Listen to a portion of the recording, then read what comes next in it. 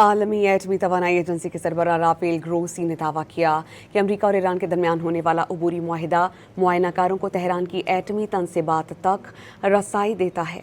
Rafale Grossi ने Japan में एक न्यूज़ कॉन्फ्रेंस के दौरान कहा कि एक मुआहिदा मौजूद है और उस मुआहिदे की पासदारी के लिए IAEA को ईरान की जौहरी तंसीबात का मुआयना करना होगा। उन्होंने ये भी कहा कि उम्मीद है कि आलमी मुआयनाकार जल्द ईरान में होंगे।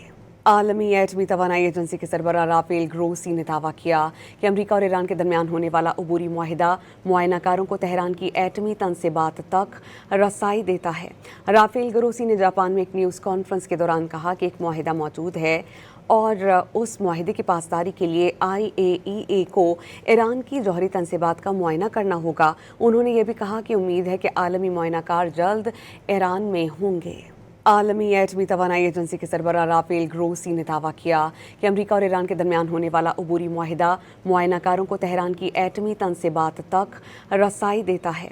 राफेल ग्रोसी ने जापान में एक न्यूज़ कॉन्फ्रेंस के दौरान कहा कि एक मुआहिदा मौजूद है और उस मुआहिदे की पासदारी के लिए IAEA को ईरान की जौहरी तंसीबात का मुआयना करना होगा। उन्होंने ये भी कहा कि उम्मीद है कि आलमी मुआयनाकार जल्द ईरान में होंगे।